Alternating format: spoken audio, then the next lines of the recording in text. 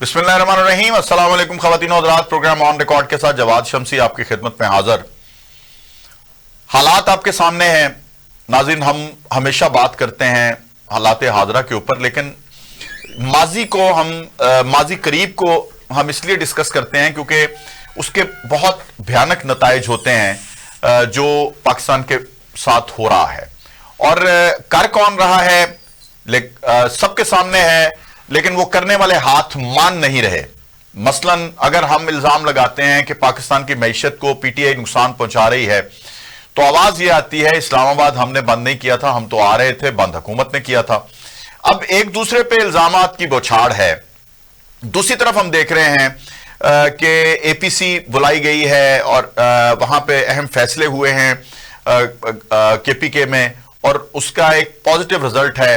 मैं समझता हूं कि अगर मिलके ये काम जिसका इरादा किया गया है अगर वो हो गए तो दहशतगर्दी का भी खात्मा हो जाएगा, सियासी इस्तेहकाम भी आएगा और दीगर मामलात भी।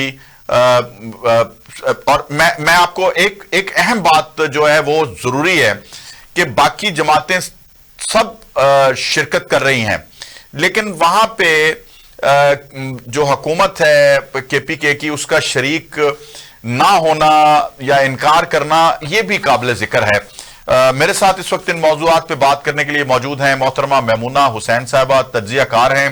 वेलकम करते हैं प्रोग्राम में। अस्सलाम वालेकुम मेमूना। वालेकुम अस्सलाम, बहुत शुक्रिया शमसी साहब। मेमूना, हम हमेशा बात करते हैं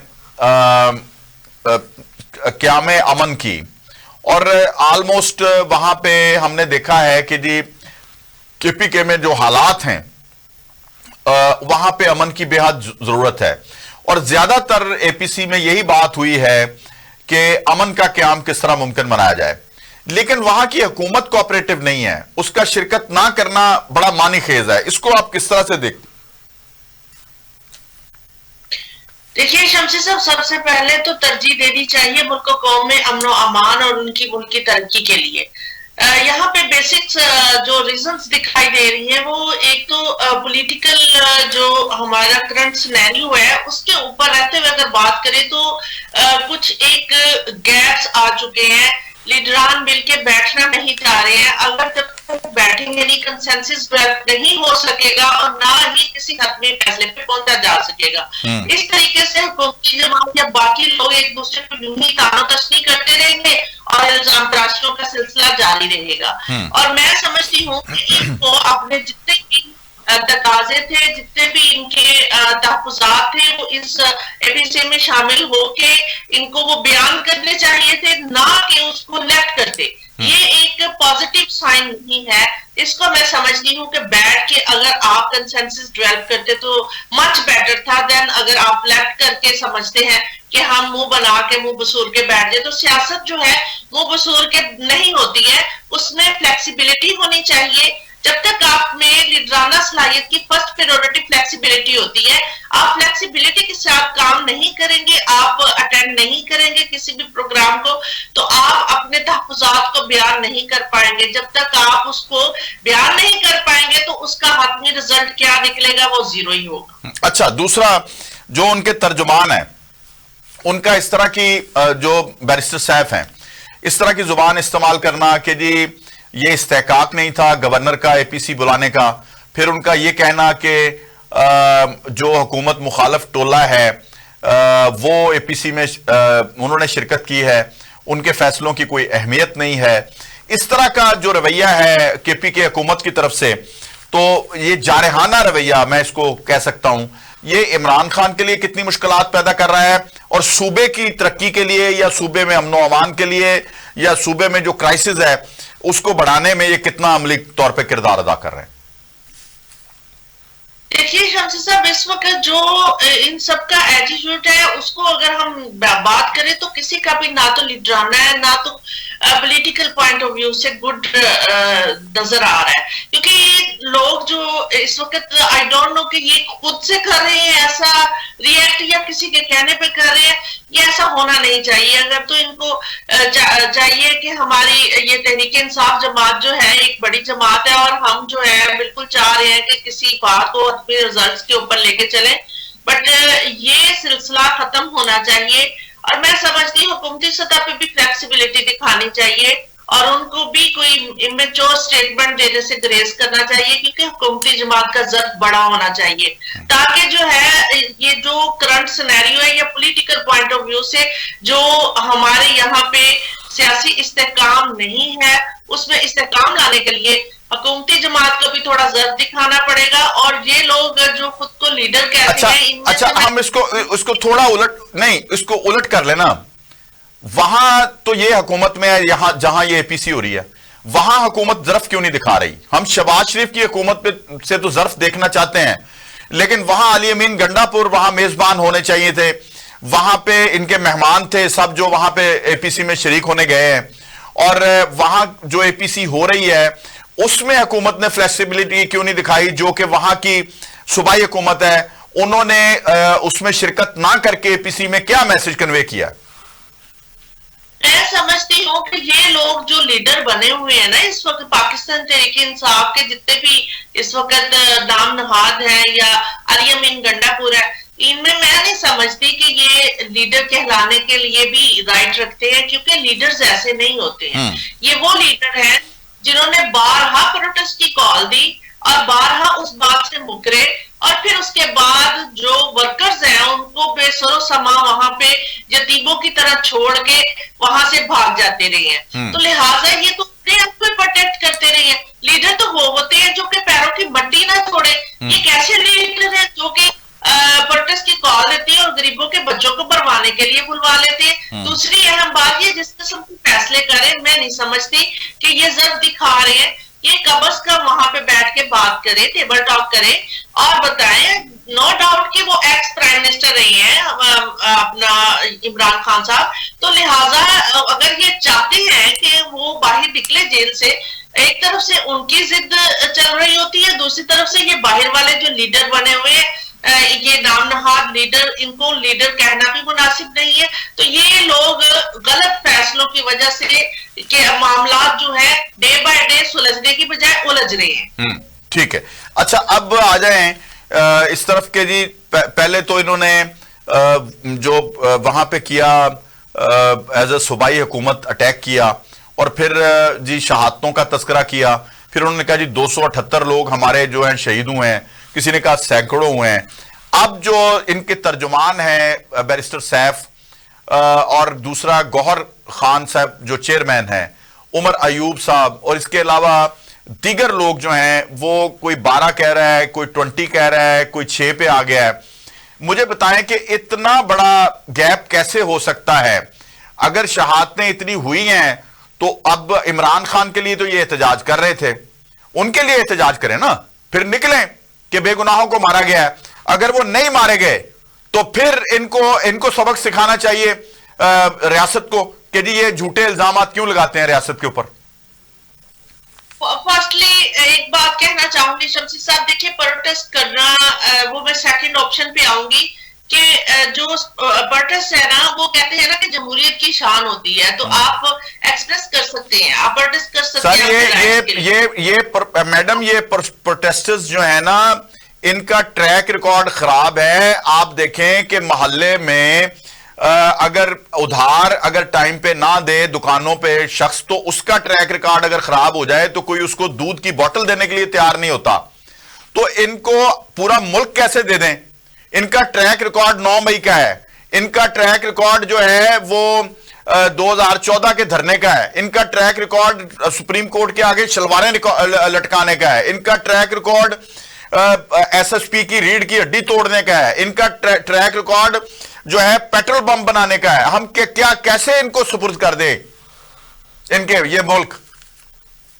बात बजा है कि इस किस्म की हमाकतें हुई हैं। अगर हम इनके ऊपर बात कर देना पाकिस्तान तहरीक इंसाफ, तो मैं समझती कि वो पीएमएलएन के ऊपर भी बहुत सारे सवाल उठते हैं। उनका भी ट्रैक रिकॉर्ड अगर हम उसके ऊपर आते हैं ना, तो बहुत सारे ऐसे मामला हैं। इन्होंने भी अदालतों के ऊपर हमले किए, सुप्रीम कोर्ट के ऊपर हमले किए, जब इनके बिल्कुल मंशा के मुताबिक फैसले नहीं आए। अगर हम ट्रैक रिकॉर्ड के ऊपर बात करें तो हुकूमती जमात ने भी माजी में बहुत सारे ऐसे काम किए हैं। GHQ के ऊपर हमला, जीएचक्यू के ऊपर हमला, प्राइम मिनिस्टर हाउस के ऊपर हमला, पीटीवी के दफ्तर पे कब्जा, और सुप्रीम कोर्ट के जजेस का कई दिन तक अपनी अदालतों में मुकदमात ना सुनना, इस तरह का ट्रैक रिकॉर्ड किसी जमात का नहीं है। बात सुन लेना, मैं वही तो बात कर रही हूं कि अगर हम तमाम जस्टिस के साथ अगर हम अपने जस्टिस के पैमाने को देखें ना, तो फिर इसी तरह सारे मॉडल टाउन का भी वाकया पेश आया, इस किस्म के बहुत सारे पीएम प्लान की छत्र छाया में हुए। मगर हम ट्रैक रिकॉर्ड अगर हम सारी जमातों का देखें तो ट्रैक रिकॉर्ड जो है वो बैड ही है। अब मैं यहाँ पे बात करूंगी जो अभी मौजूदा पीटीआई के ऊपर आप बात करें कि प्रोटेस्ट होना चाहिए। देखिए, गरीबों के बच्चे तो बुलवाते हैं ये प्रोटेस्ट करने के लिए, लेकिन गरीबों के बच्चों को मरवाने के लिए ये लाशों की सियासत को मत तरजीह दे ये लोग कि हम लाशों की सियासत करके हम बेचारे बन जाएंगे, लाचारे बन जाएंगे। ठीक है, वर्कर जो होता है वो लॉयल होता है, वो अपने सर पे कफन बांध के ही निकलता है, वो सड़कों की सियासत करता है। वर्कर वर्कर ही रहता है, वर्कर कभी लीडर नहीं बनता है। एक वर्कर अच्छा वर्कर बन सकता है, एक अच्छा लीडर कभी नहीं बन सकता, क्योंकि हमारे यहाँ पे इतनी बैड लक है, हमारे मरूसियत सियासत है, हमारे खानदान का असर रसूख जब तक ना हो तब तक आप एक्सेप्ट नहीं करते हो कि इस बंदे को कहीं पे स्पेस दीजिए। एक ऐसा बैरियर है जिसको कभी तोड़ा नहीं गया और ना तोड़ा जा रहा है, क्योंकि हमारे पाकिस्तान में ना तो टैलेंट की कमी है, ना मुल्क संभालने वालों की कमी है। चंद एक लोगों ने हाईजेक किया हुआ, चंद एक खानदानों ने किया है। दूसरी सबसे अहम बात कि हुकूमती जमात को थोड़ा सा अगर ये प्रोटेस्ट की कॉल दी थी, ये थोड़ा सा अपना दिखाते जर, ये बिल्कुल रुकावटें खड़ी ना करते, इनको एक दफा दिल खोल के अपना गुबार निकालने देते, किसी मैदान में कोई जगह फोकस कर देते, वहां पे ये अपना जलसा करते, अपना पंडाल सजाते, अपना प्रोटेस्ट करते। लीडर जो है वो बैठ के कंसेंसस करते, बातचीत करते, टेबल टॉक करते, किसी मामले को हक में फैसले पे ले जाते।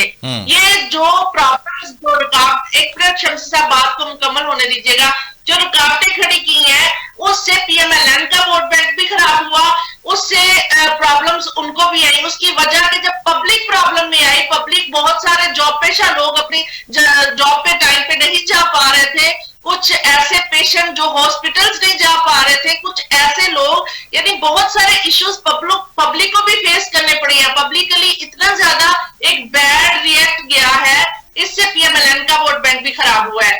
और ये इस तरह ना करते और इनको प्रोटेस्ट करने की इजाजत देते तो मेरे ख्याल में ज्यादा बेटर था और इनका भी गुबार निकल जाता। और दूसरा, इनके अपने बच्चे महफूज हैं, वो बाहर सुकूनों में जिंदगी गुजारे। ये लोग जो लीडर्स बने हुए हैं, ये अपने बच्चे कितने लेके आते हैं बताएं जरा। अच्छा, दूसरा मुझे ये बताएं कि ये जो हमने हमेशा कंडेम किया है, हमने हमेशा इसकी आबियारी नहीं की, हमें पढ़ाया गया, हिस्टोरिकली हम देखते हैं कि जहां लिसानियत या जुबान के नाम पे सियासत की जाती है वहां नुकसान ही नुकसान होता है। हमने देखा जो एमक्यूएम थी, महाजर कौमी मूवमेंट बनी, उससे भी मुल्क को नुकसान हुआ। अब ये तहरीक इंसाफ जो है उसी डगर पे चल पड़ी है। वो महाजर कार्ड खेलते थे, ये पख्तून कार्ड खेलना शुरू हो गए हैं। आप देखें कि ये जो पख्तून कार्ड खेलना है ये कितना बड़ा क्राइसिस ला सकता है इस मुल्क के अंदर, ये आपको भी पता है, मुझे भी पता है। और कोई बलोच कार्ड खेल रहा है, कोई पख्तून कार्ड खेल रहा है। अब हम इस चीज के मुतहम्मल नहीं हो सकते। तो मुझे बताइए कि इस तरह तो कभी इस्लामाबाद में कोई वजीर आला हमलावर नहीं हुआ, या पख्तूनख्वा का पहला वजीर खटक था वो हमलावर हुआ था, या अली अमीन गंडापुर, और हमलावर भी पख्तूनों को करवाया जा रहा है और मजलूम भी पख्तूनों को बनाया जा रहा है। सबसे बड़ी बात देखिए, पख्तूनख्वा के बहुत में दिली अफसोस है मुझे कि वो भी सूबा हमारा है, पठान भी हमारे भाई हैं, वो भी हमारा सूबा है। हम इसमें सूबाइयत के ऊपर नहीं जाएंगे। हमारा पूरा पाकिस्तान, सूबे सारे अपने, हमारा पूरा पाकिस्तान अपना है। मैं बिल्कुल इस बात से जो है इत्तेफाक नहीं करूंगी। ये जो सूबाइयत में एक कंफ्लिक्ट कायम करने की कोशिश की जा रही है, देखिए पख्तून के अगर बच्चे वहां पे शहीद हुए हैं, मैं दिली सदमा महसूस करती हूँ पेरेंट्स के लिए भी। मेरे पास अल्फाज नहीं, अल्लाह उनको सब्र जमील दे। मगर मैं यही दरख्वास्त करूंगी कि तमाम जितने भी पेरेंट्स हैं, जमात कोई भी हो, उनको बगैर वजह के यूं इस तरह प्रोटेस्ट के लिए कभी ना भेजे, क्योंकि ये लोग लाशों की सियासत करने के आदी हो चुके हैं, और इस तरीके से अगर सियासत होगी तो मैं समझती हूँ कि ये गलत बात है। इस तरह बिल्कुल कतई तौर पे नहीं होना चाहिए कि आप बच्चों को बुलाते हैं और करते हैं। आप मुझे एक चीज बताएं, अली अमीन गंडापुर वहां पे लीडर बना हुआ था, फिर ये जो खतून अव्वल है इनका बुशरा बीबी साहिबा, जो कि मैं समझती हूँ कि बड़ी लीडर बन के निकली थी और वहां पे इतना इश्तिहार दे रही थी, वैसे ये कह रही है कि मेरा पॉलिटिकल कोई मतलब नहीं है। तो बात ये है कि ये जिस तरह का स्टेटमेंट दिया, फिर इन्होंने एक वीडियो जारी की, ये इस किस्म के मामलात, खारजी मामलात भी उलझाने की उसमें कोशिश की गई और मुल्की हालात को भी सियासी प्रॉब्लम में करने की कोशिश की गई। अब मुझे बताया कितने एक डेढ़ दो हफ्ता जो स्टक रहा, फिर उसमें मुझे ये बताया थोड़ा सा कि अरबों का नुकसान हुआ है। अब मुल्क को सीधा करने में इतना फिर वक्त लगता है कि ये 2 हफ्ते हैं, 1 घंटा मुल्क बंद कर देना। किसी तरक्की याफ्ता मुल्क के आप जाके स्ट्रेटेजी को देखें, 1 घंटा मुल्क बंद कर दे तो प्रॉब्लम आ जाती है। यहाँ पे तो 2 हफ्ते प्रॉब्लम रही है। आप देखिए आम पब्लिक जो है वो इतनी परेशान हुई है। अब इस तरह से थोड़ा सा मैं समझती हूँ कि हुकूमती जमात को भी जब दिखाना चाहिए और उनको भी दिखाना चाहिए। दूसरा बीबी ने जो काम किया है, मैं समझती हूँ कि उनको वहां से नहीं जाना चाहिए था, उनको अपने पांव की मट्टी नहीं छोड़नी चाहिए थी। वो कैसी दलेर होती है, वो मैं उसको लीडर नहीं मानूंगी कभी भी, ऐसी खातून को जो कि वहां पे बेसरो समानी वर्कर्स को छोड़ के चली जाए। बिल्कुल ठीक है, गोली नहीं चलनी थी कभी भी। अच्छा, अब आप मुझे बताएं कि एपीसी में जो है वो शिरकत नहीं की अपना केपी की गवर्नमेंट ने, और वो एपीसी भी वहीं पे बुलाई गई और गवर्नर ने बुलाई। तो मुझे बताएं कि अब आप इनको मशवरा क्या देंगी? आखिरी सवाल, पीटीआई को क्या मशवरा देंगी? रियासत पाकिस्तान के साथ ये टकराने जा रहे हैं, तो इनको क्या मशवरा देंगी कि इनका बिहेवियर कैसा होना चाहिए? सबसे पहले तो मैं यही कहना चाहूंगी कि तहरीक इंसाफ को अपने जितने भी ये लीडर नाम नहाद बने हुए हैं, क्योंकि मैं तो इनको लीडर मानती नहीं, इनको तो पता ही नहीं है पाकिस्तान तहरीक इंसाफ वजूद में कैसे आई और किन लोगों ने कुर्बानियां दी हैं।